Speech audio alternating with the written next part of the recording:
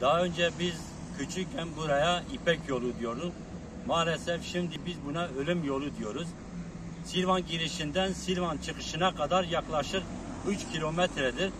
Bu 3 kilometre boyunca yol üzerinde sağında solunda 5 tane özel dershane vardır, 5 tane okul vardır. Bütün bu öğrenciler sağından solundan mahallelere gidip gidiş geliş yapıyorlar. Yol boyunca çam ağaçları dikilmiş, büyük çam ağaçları dikilmiş. Çam ağaçları arasında da küçük çam ağaçları dikilmiş. Bu yol boyunca şimdiye kadar onlarca kaza olmuş. Onlarca ölümle sonuçlanan kaza vakaları vardır. Bu yol boyunca biz defalarca bunu kaymakamlara bildirdik. Bu yol refüjüne bir tel örgü yapılması gerekir. Yol boyunca Silvan girişinden Silvan çıkışına kadar en az 3 tane üst geçit yapılması gerekir.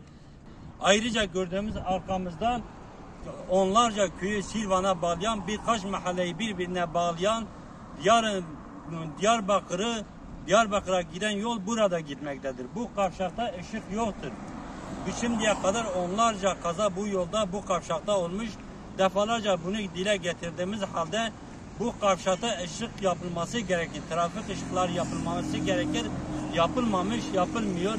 Daha bir hafta önce bir gencimiz ışık olmadığı için burada trafik kazasında vefat etti. Onlarca okul çocukları, bayanlar, kadınlar, erkekler, yaşlılar bu yolda sağlı sollu gidiş gelişler yapıyorlar. En kısa bir zamanda bu yolda 3 tane üst geçit yapılıp refüj bölümünde tel örgü yapılıp insanların bu şekilde sağlı sollu mahallelere giriş gelişlerini engellemeleri gerekir.